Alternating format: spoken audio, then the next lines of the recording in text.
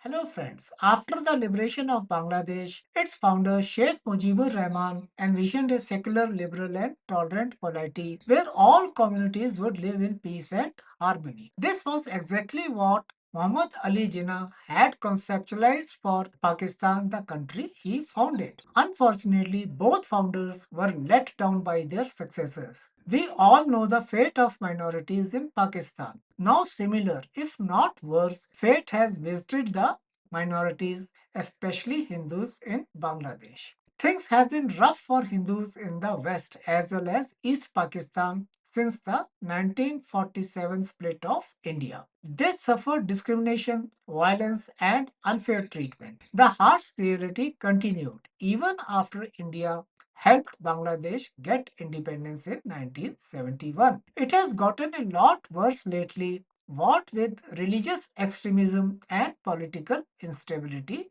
in that country. The Hindu community in Bangladesh is even more vulnerable now that Sheikh Hasina's government is gone. It has only made a bad situation worse. How did things reach such a pass or stage? Why does history keep repeating itself? And what are the consequences, not just for Pakistan, but for the entire region of South Asia? Let us break it down step by step. In 1947, India split into India and Pakistan. India's constitution is secular, but Pakistan's isn't. It is an Islamic state. This caused systemic discrimination against non Muslims, particularly Hindus, whom authorities treated as second class citizens in both West Pakistan, which is now Pakistan, and East Pakistan, which is now Bangladesh. It wasn't just society, the system was discriminatory too. The Vested Property Act, formerly the Enemy Property Act of 1965, was incredibly destructive.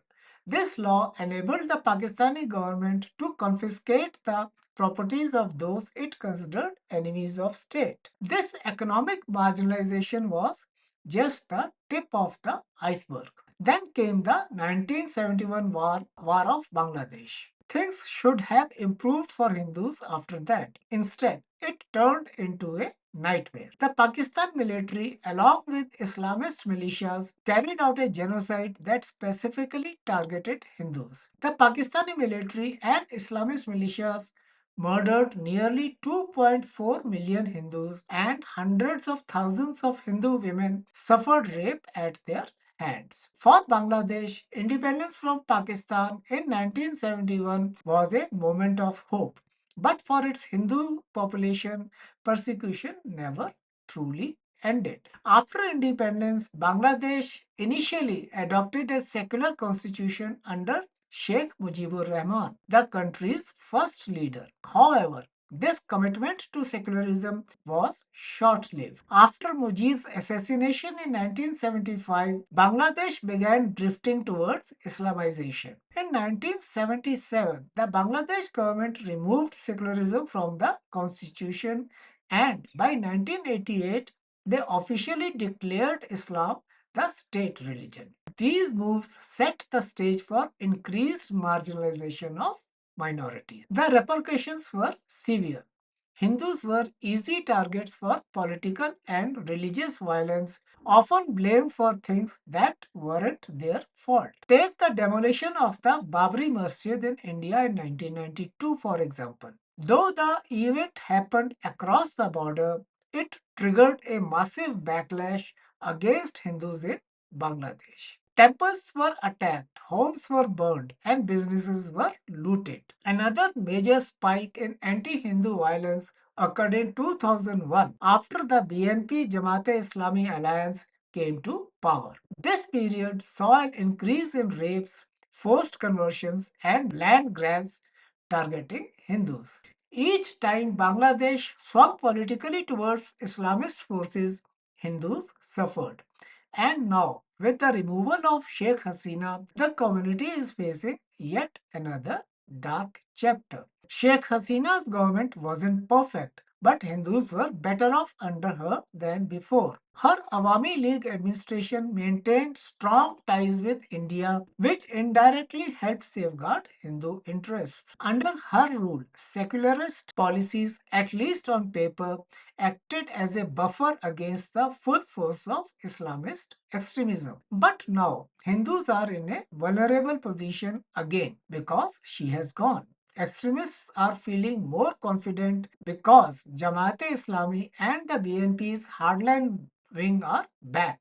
Reports of attacks on Hindu temples, desecration of idols, and forced conversions have increased. Many fear that the Vested Property Act, already a tool of oppression, may now be used even more aggressively to seize Hindu properties. To make matters worse, law enforcement authorities appear either unwilling or unable to prevent these atrocities. The current political climate has made it easier for extremists to target Hindus without facing serious consequences. Today, social media has become a dangerous tool for extremists to spread fake news and incite anti Hindu violence. False allegations of blasphemy or accusations of Hindus disrespecting Islamic symbols have led to violent mob attacks. A chilling example of this occurred in 2021 when a viral video falsely accused a Hindu man of placing the Quran on the